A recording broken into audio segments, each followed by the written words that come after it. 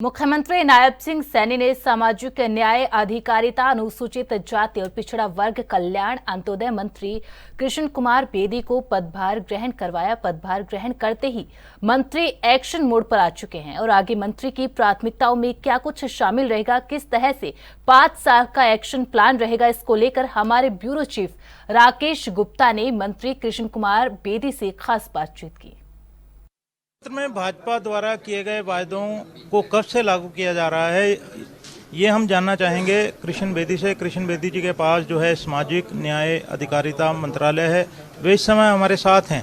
इससे पहले 2014 और 19 में भी इनके पास यही महकमा था, लेकिन तब इनके पास जो है स्टेट मिनिस्टर की पावर थी और अब कैबिनेट मिनिस्टर इन्हें बनाया गया है। नमस्कार सर। बेदी जी, ये बताएं कि जो संकल्प पत्र में वायदे किए गए थे, खासकर जो है विभिन्न वर्गों की जो पेंशन कहें हम उसे, पेंशन बढ़ाने के लिए, वो कब से लागू होंगे? देखिए, आभार है लोगों का। हरियाणा प्रदेश के लोगों ने हम पर तीसरी बार विश्वास किया, हमारे संकल्प पत्र पर विश्वास किया। मैं आपके माध्यम से लोगों को ये विश्वास दिलाना चाहता हूँ कि हमने 2 बार पहले सरकार बनाई और जो जो घोषणाएं हमने की थी, जो जो वायदे किए थे, लोगों ने उनको पर मोहर लगाने का काम किया। इस बार भी हमारे हरियाणा प्रदेश के मतदाता ने हम पर विश्वास किया, मोदी जी की बात पर विश्वास किया, हरियाणा प्रदेश की सरकार पर विश्वास किया, नायब सिंह सैनी जी के चेहरे पर और उनके विचार पर विश्वास किया और तीसरी बार हमें सत्ता सौंपने का काम किया।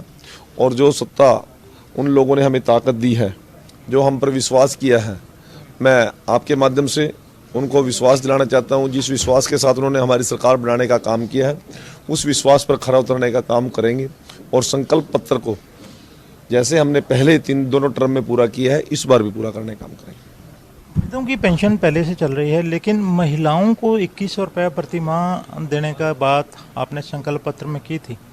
ये इसको लेकर महिलाएं आपकी तरफ आस भरी नज़रों से देख रही हैं कि उनकी पेंशन लागू हो।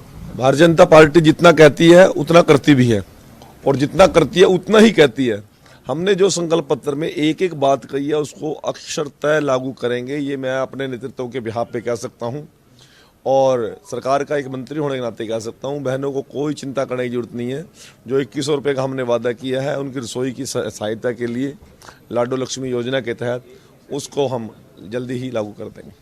इसको लेकर अभी कुछ विभागीय अधिकारियों से बातचीत तो नहीं हुई कोई? यदि है तो कब मीटिंग रखी गई है, क्योंकि इसका अभी चेक करना होगा। पहली कैबिनेट की जो मीटिंग हुई थी, उसमें माननीय मुख्यमंत्री जी, मुझे जल्दी दिल्ली जाना पड़ा था, अधिकारियों से विचार विमर्श किया है और शीघ्र ही मुख्यमंत्री जी के साथ हम भी बैठकर इस विषय पर बात करेंगे और शीघ्र अति शीघ्र इसको लागू कर देंगे।